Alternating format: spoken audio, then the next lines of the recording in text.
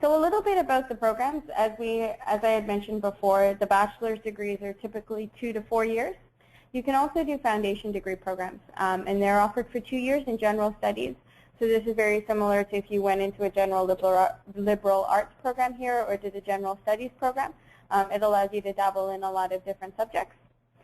Then you have 2 types of programs called the High National Certificate and the High National Diploma.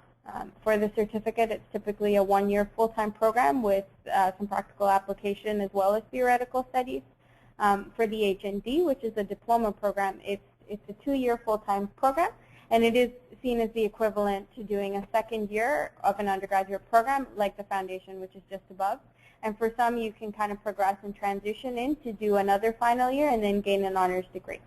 So you sort of do your first 2 years and then you finish off and you get an honors degree.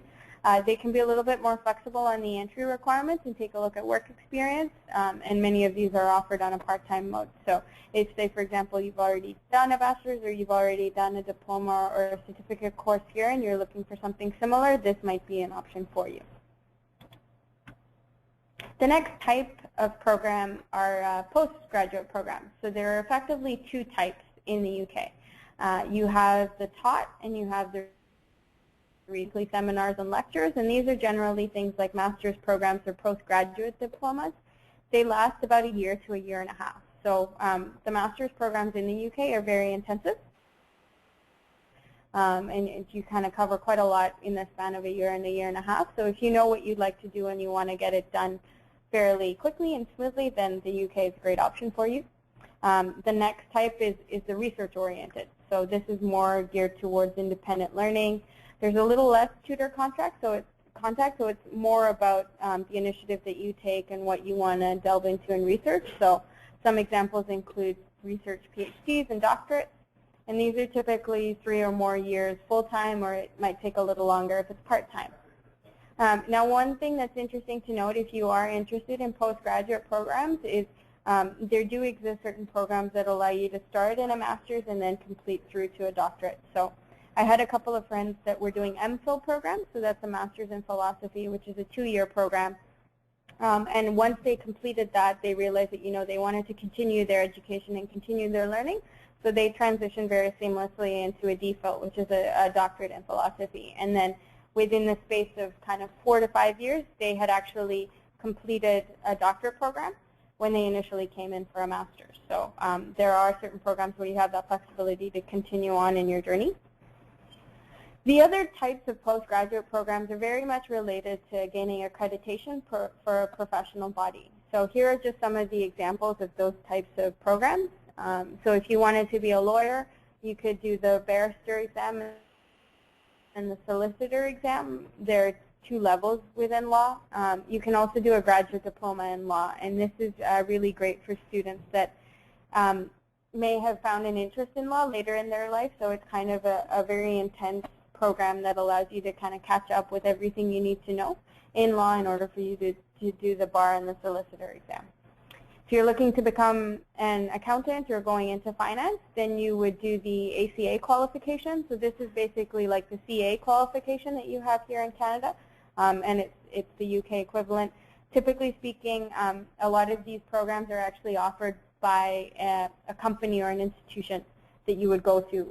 So like the big 4 accounting firms like Deloitte or PwC or Ernst & Young. So as a new graduate there, you would be working and studying towards your ACA designation as well. If you're interested in marketing, there's the Chartered Institute of Marketing.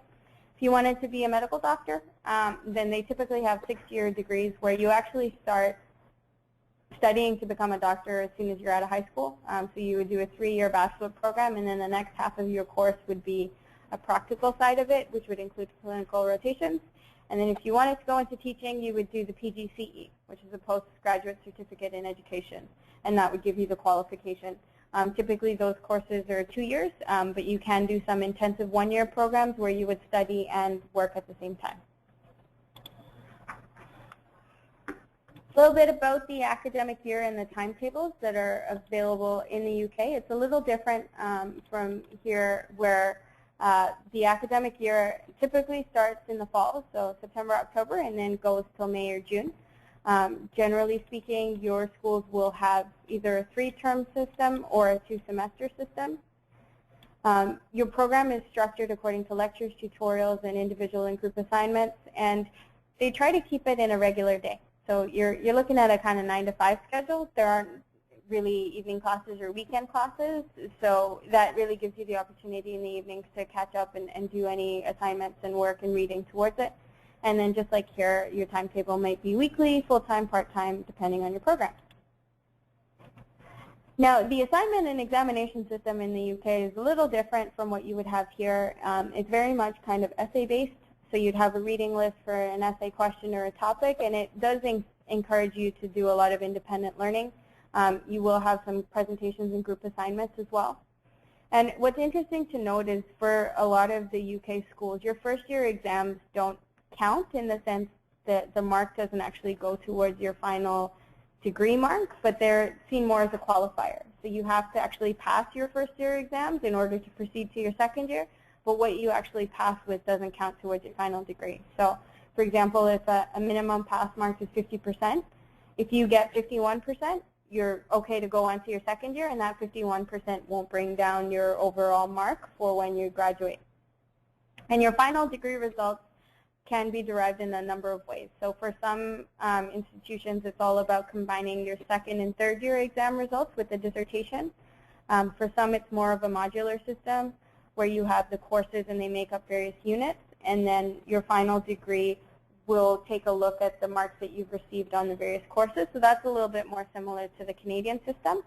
And then some institutions, it only considers the performance for the exams you take in your final year, known as finals. So that was actually something that I had to do personally, where my degree was all dependent on 8 exams I took in a 2-week period at the end of my final year.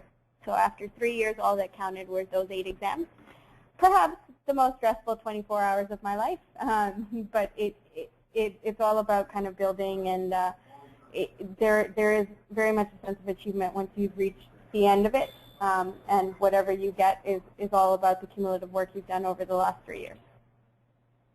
The qualifications. Now, some of you might be looking at this slide and thinking, am I flying somewhere or going somewhere? Because that's how they like to do the qualification system in the UK. So the top level is called first class. As you can imagine, it's where all the top and high performing students are. It's generally a very difficult class to achieve, and the majority of students will be looking at a second class option where they will get something called a 2-1, which is called a second class upper honors. And this is more frequently done. If you're thinking of percentage-wise, it's also a little interesting in the UK that the majority of people's marks will fall in a band between about 50 to 80%, and rarely will you ever get anybody achieving more than 80%.